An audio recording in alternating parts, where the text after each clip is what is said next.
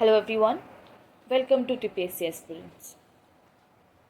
So we are back with the second part of the video of our previous year paper solution series for the TPSC combined competitive exam of the year 2015. In this video today, I will be discussing the 50 GK and GA questions that came in the 2015 prelims paper. So without any delay, let's begin. So the first question is, which parts of the Indian Constitution deals with the panchayats? And the options are A. Part 9, B. Part 10, C. Part 11 and D. Part 12. So the correct answer to this question is A. Part 9.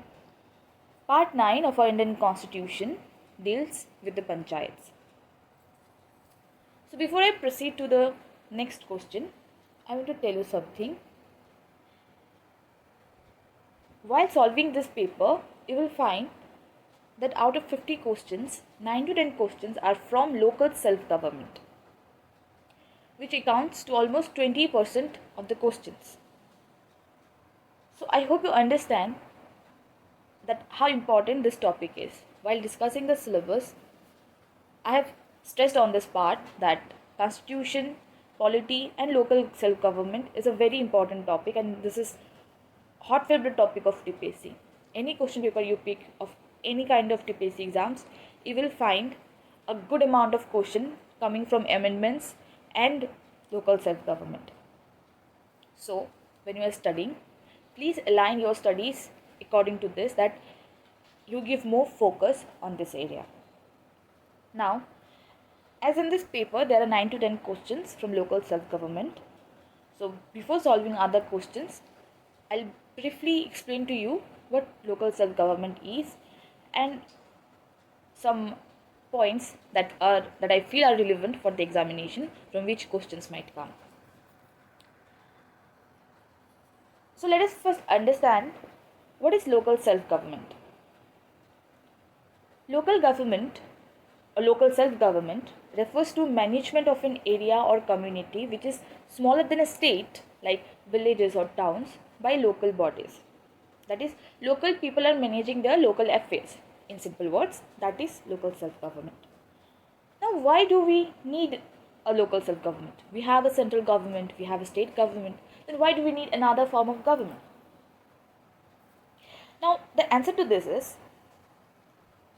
our country is a very vast country with a very large population of 135 crore plus. Also, we have a very varied geography. We have variety of culture, languages. So in such a diverse country, problems also vary from one place to another. Like in one part of the country, people face acute water problem because they stay in a desert, while in another part, it rains almost every day.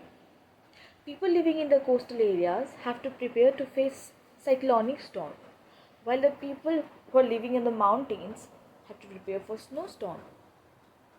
So the point is, the problems are not uniform from one local area to another, and hence the policies cannot also be uniform across the country.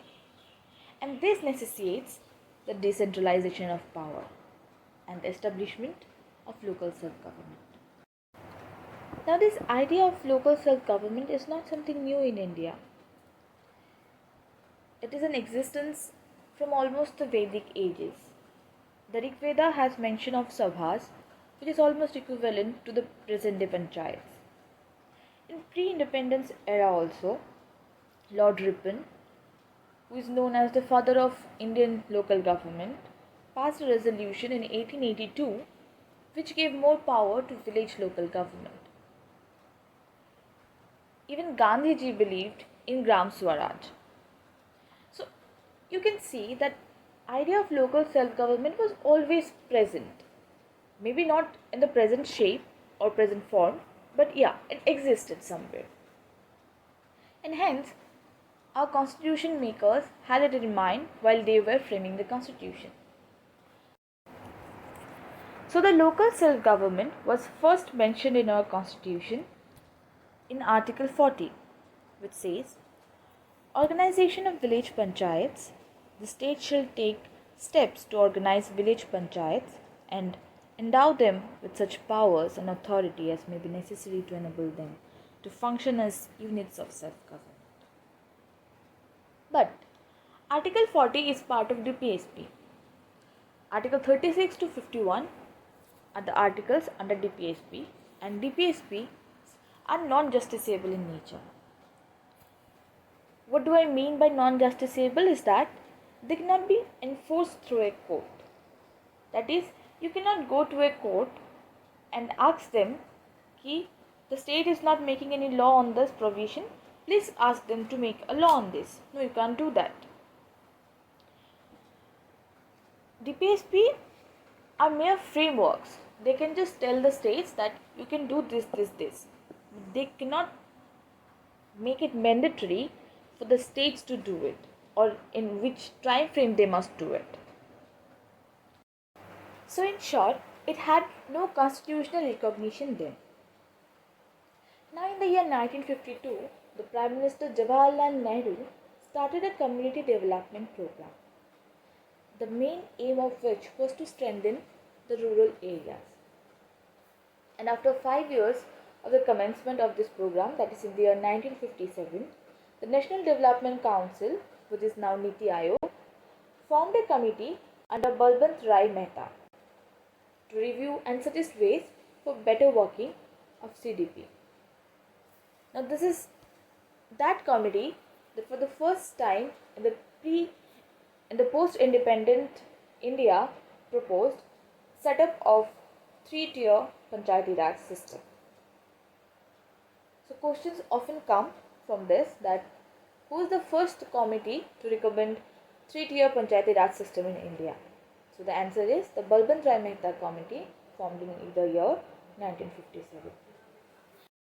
And following this recommendation, Rajasthan became the first state in the country to start a Panchayati Raj system in the year 1959 in the Nagaur district. And Andhra Pradesh became the second state to implement that. But there were various problems. As there were no fixed guidelines or framework, so every state who were implementing it were having different composition and were making their own different sets of functioning. So this non-uniformity was causing problems in smooth functioning of Panchayati Raj system in our country. And that led to formation of various other committees in coming times. Some mentionable committees are the Ashok Mehta Committee, G.V.K. Rao Committee, and the L.M. Singhvi Committee. And finally,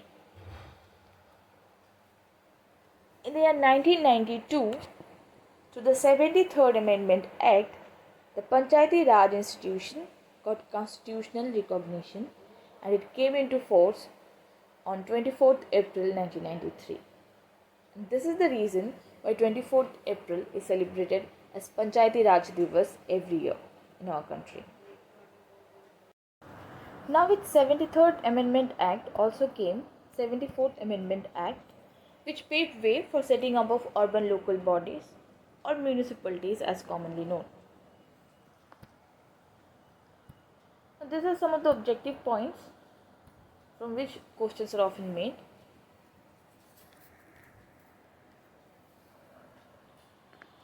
To the 73rd Amendment Act, the Act added a new Part 9 to our Constitution.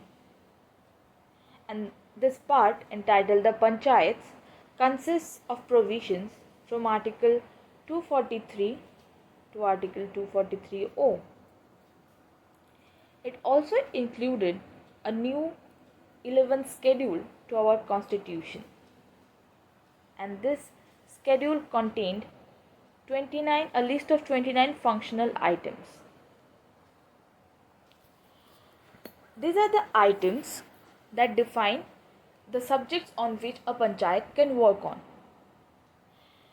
And through the 74th Amendment Act, a new Part 9A got added to our Constitution, This part named municipalities consists Article 243p to 243ZZ in it. It also added a new schedule, that is 12th schedule, which contains 18 functional items on which a municipality or municipal corporation or municipality can work on. And also questions are asked that local self-government comes under which list, central, state or concurrent list. So local self-government comes under the state list, which is given in the 7th schedule of our constitution. So I'll very briefly explain to you the three levels of Panchayati Raj system. As you all know, there are 3 tiers. So at the very basic level there is Gram Panchayat, the intermediary level or at the block level there is Panchayat Samiti, and at the top level there is Jila Parishad. Okay, so the thing is, Jila Parishad is the district, and the districts are divided into blocks. So at the block level we have Panchayat Samiti, and the blocks are further divided into villages where we have the Gram Panchayat. And Gram Sabha is the foundation of this system. So what is a Gram Sabha? Gram Sabha is nothing but the assembly of all the registered voters of a village. That is, anybody who is 18 plus and is eligible to vote residing in a village is part of Gram Sabha. So the people of Gram Sabha discuss the problems and then they inform it to Gram Panchayat, and accordingly Gram Panchayat take actions. The role of Panchayat Samiti is plays role of mere linking the Gram Panchayat with the Jila Parishad, and Jila Parishad is completely supervisory in nature. They supervise all the works undertaken by Gram Panchayat and Panchayat Samiti, and they communicate it to the state governments. In short, Jila and those elected people then further elects the chairperson, the Sarpanch of Gram Panchayat, the chairperson of Panchayat Samiti, and the chairperson of Jila Parishad. Now this act provides for the reservation of SC and STs in every panchayat at all the 3 levels in proportion of their population, and it also provides 33% reservation for women in all the 3 levels. All the 3 entities are elected for a term of 5 years, and the whole election process is conducted by State Election Commission. Now, if for any reason a panchayat gets dissolved before the completion of its term, the new election will be conducted and the newly formed panchayat will be in power for the remainder of the term and not for a full-fledged 5-year term. That is, if a panchayat gets dissolved after 3 years and new election is conducted, and the new panchayat so formed will be in power for the remainder 2 years. I hope it is clear. And talking about the finances, the panchayats are mostly dependent on states for their finance. They receive grants from state and central as and whenever required. For that reason, a state finance commission is set up by the governor after every 5 years, which recommend the distribution between the state and the local government. Also, a state may authorize a panchayat to levy and collect appropriate taxes, tolls, fees, etc. to collect their own money. So that's all about the finances. So talking about urban local self-government, the 74th Amendment Act that made ways for the setup of municipalities, it provides provision for setting up of 3 types of municipalities in each state, that is municipal corporation, municipal council and Nagar Panchayat, depending on the area. If the area is a large urban area having a population of more than 1 million, then in that area a municipal corporation will be established. If the area is a town area with a population of less than 1 million but more than 1 lakh, then in that area municipal council will be established. And in an area which is neither totally rural or completely urban, that is a transition area, in that area a Nagar Panchayat will be formed. Now the election process is similar that we have seen in the Panchayat Raj system. In place of village, here we have wards. The smallest administrative units are divided into wards, and from each ward one member is elected directly by the people. Those wards together form a wards committee, which are the part of the municipalities. And those elected ward members then elect their head, who is known as mayor.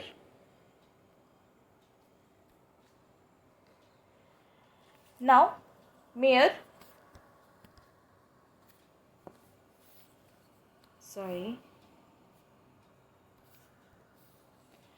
Now, the last thing I want to say here is,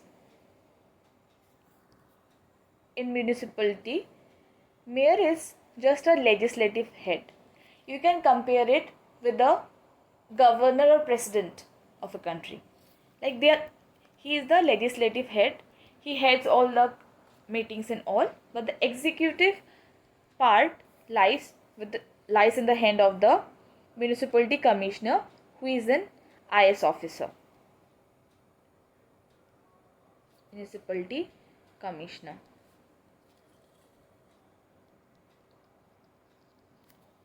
An IS officer. So I hope the local self-government is clear to you. I have tried to provide you as much information as I can, which are important from exam point of view. Now let us solve the second question. The question is, Panchayati Raj is a South Asian political system of local governance. In which of the following countries does this system not exist? And the options are A. Pakistan, B. Nepal, C. Bangladesh, and D. Sri Lanka. The correct answer to this is D. Sri Lanka. Next, which one of this form of panchayat is not a part of constitutional system of Panchayati Raj in India? The important term here is constitutional system. And the options are Zila Panchayat, Khap Panchayat, Gram Panchayat, and Panchayat Samiti.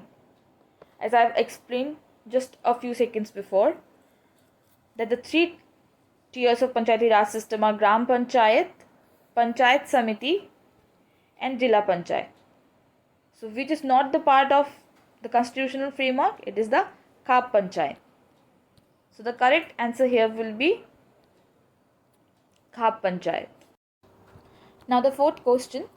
The question is, how many types of emergency have been envisaged by the Indian Constitution? And the options are A1, B2, C3, and D4. And the correct answer is C3. Our Constitution have provision of 3 emergency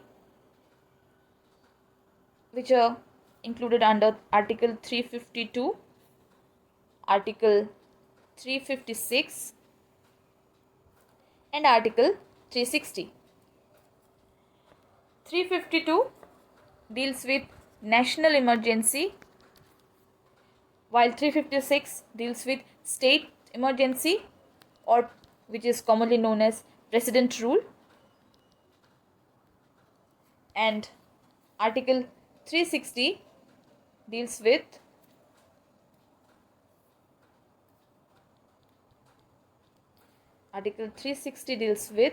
financial emergency.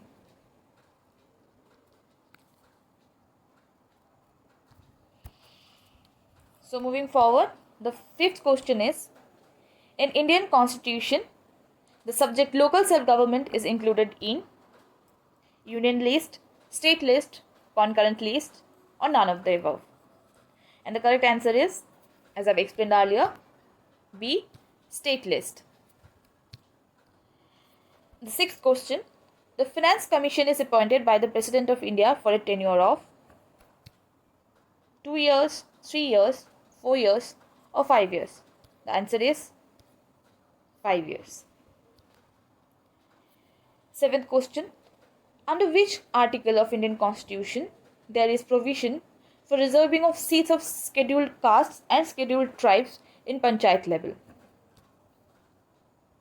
Option being 243D, 243T, 243E, or 243O. And the correct option is 243D. Question number 8. How many fundamental rights are now guaranteed under the Constitution of India? The options are 7, 6, 8, 5.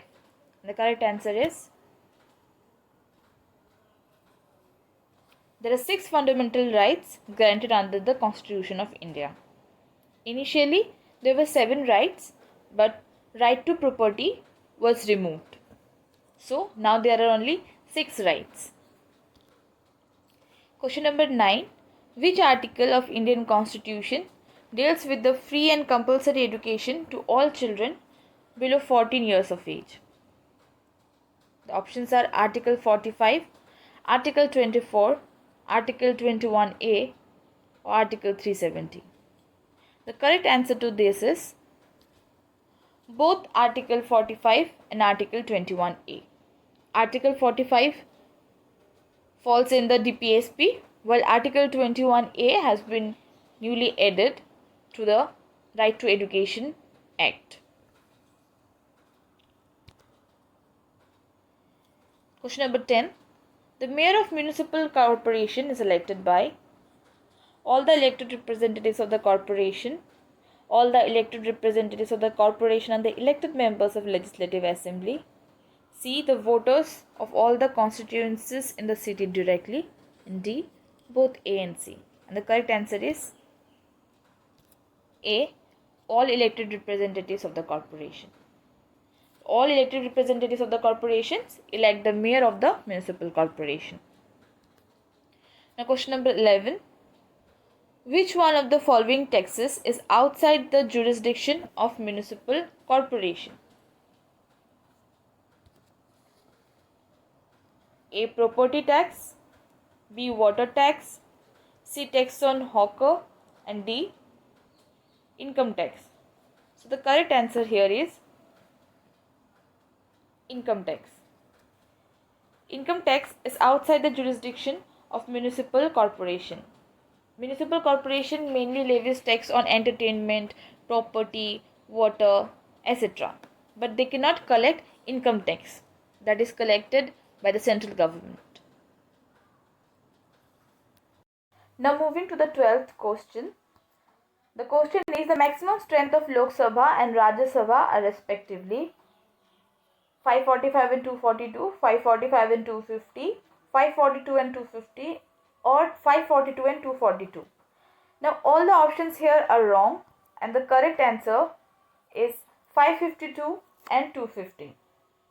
The Constitution has given provision for the maximum strength of Lok Sabha and Rajya Sabha to be 552 and 250.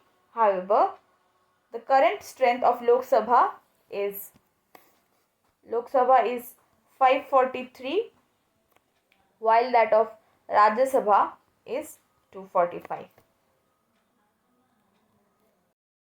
Now moving to the 13th question.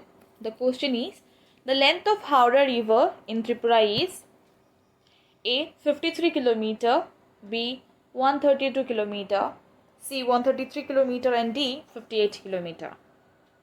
And the answer is A, 53 km. Howrah is a west flowing river of Tripura and it originates from the Boromura range.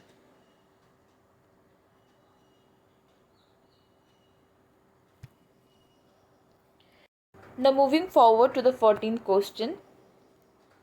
The question is, in Rabindra literature, which king of Tripura is known as Rajarshi? The options are Maharaja Narendra Manikko, Maharaja Kollan Manikko, Maharaja Govinda Manikko, or Maharaja Chhatra Manikko.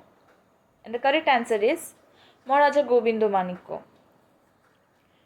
Rabindranath had a deep relation with our state Tripura. He met for the first time with Maharaja B. Chandra Manikko after the demise of his wife Bhanumati Devi.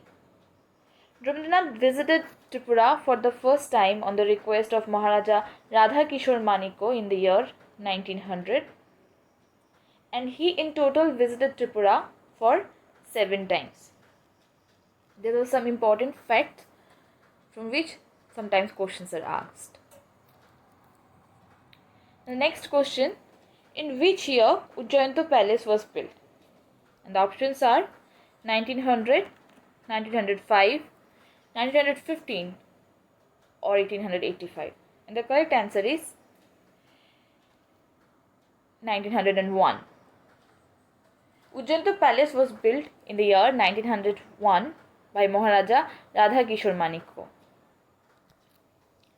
The next question is, in Tripura, number of general degree colleges A14, B22, C26 or D28.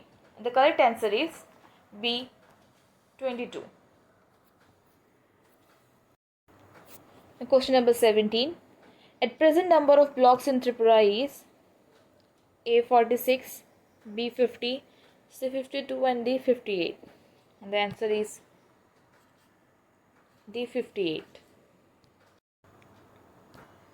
Now question number 18 is, Tripura has a border with Assam of length in kilometer. A 53 kilometer, B 109 kilometer, C 58 kilometer or D 856 kilometer. The correct answer is A 53 kilometer. As you can see and we know, Tripura is surrounded by Bangladesh on its 3 sides and shares an international boundary of length 856 kilometer with Bangladesh, 53 kilometer with Assam, and it also shares a national boundary of 109 kilometer with Mizoram. So 53 Assam, 109 with Mizoram, and an international border of 856 kilometer with Bangladesh. Question number 19. According to Census 2011, the literacy rate is least in which of the following districts? South Tripura, Dholai district, Gomoti district or West Tripura district? And the answer is Dholai district.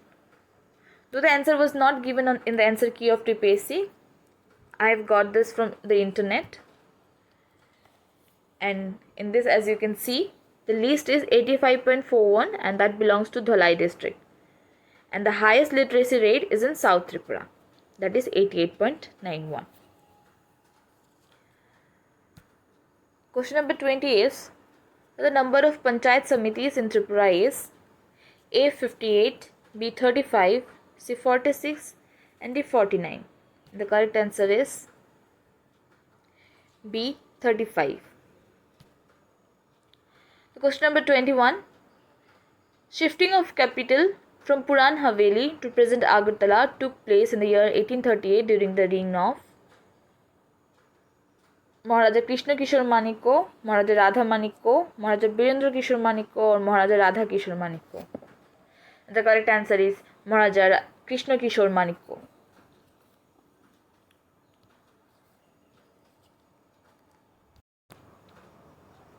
Question number 22. Government of Tripura recently proposed to withdraw Armed Forces Special Power Act from 40 police stations. ASPA was enforced by Union government in these police stations in the year 1995, 1997, 1998 or 2003. And the correct answer is 1997. Now see, this is a current affairs question, as in the year 2015 ASPA was abolished from the state of Tripura. Question number 23. Somdev Kishore Dev Varman of Tripura is associated with badminton, gymnastics, table tennis or lawn tennis. And as we all know, the correct answer is lawn tennis. In which year Manipur was declared as Union Territory? 1956, 1959, 1972 or 1949? The correct answer is 1956. Which of the following is not correctly matched? Manipur, Imphal, Assam, Guwahati, Arunachal Pradesh, Itanagar, Sikkim, Gangtok. As we all can guess, these are the left sides are the name of the states and right sides are their capital. And here the wrongly matched pair is Assam and Guwahati. The capital of Assam is Dispur and not Guwahati. So that's all for today. I'm ending the session here as the video is getting very long. The remainder 25 questions will be available in the next video, which we will release in coming 2 to 3 days. So stay tuned. Also, if you like our content, please don't forget to like this video, share it with your friends and subscribe to our channel. Also, comment down below to let us know what you liked or did not like about the video, or if you need to improve anywhere, or you want us to cover any topic. So see you in the next video. Till then, take care, stay safe.